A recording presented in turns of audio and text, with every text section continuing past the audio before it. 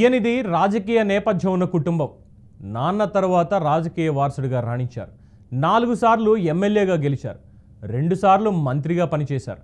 రాజకీయ పరిస్థితులకు అనుగుణంగా వైసీపీ నుంచి టీడీపీలో చేరారు. గత ఎన్నికల్లో నూజివీడు ఎమ్మెల్యేగా కొలుసు పార్థసారథి గెలిచి చంద్రబాబు మంత్రివర్గంలో చోటు దక్కించుకున్నారు.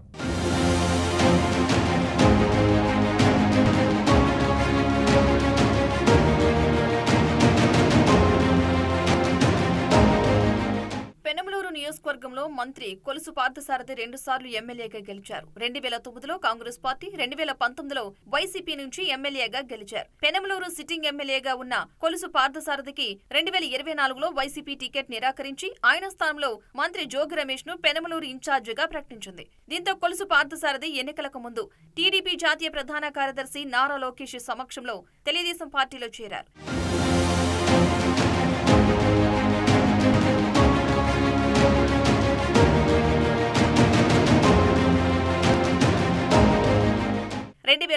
కాంగ్రెస్ హయాంలో పార్థసారథి మంత్రిగా ఉన్నప్పుడు తాడిగడప వంతెన నిర్మాణం చేయడం, ఉయ్యూరుకు ఆర్డీఓ కార్యాలయం తీసుకురావడం, సిద్ధార్థ కాలేజ్ సమీపంలో ఫ్లైఓవర్ నిర్మాణం చేసిన ఘనత కూడా పార్థసారథికే దక్కుతోంది. ఉయ్యూరు ఆటోనగర్ కి స్థలం కేటాయించి దాన్ని అభివృద్ధి చేసింది కూడా పార్థసారథినే. అలాగే ఒకసారి పలకరించిన వ్యక్తి 10 ఏళ్లైనా గుర్తుపెట్టుకుని పలకరించే వ్యక్తిగా అందరిలో నిలిచారు. బీసీలోనూ బలమైన నాయకుడిగా కుల రాజకీయాలు చేయడంలో దిట్టగా పార్థసారథి నిలిచారు.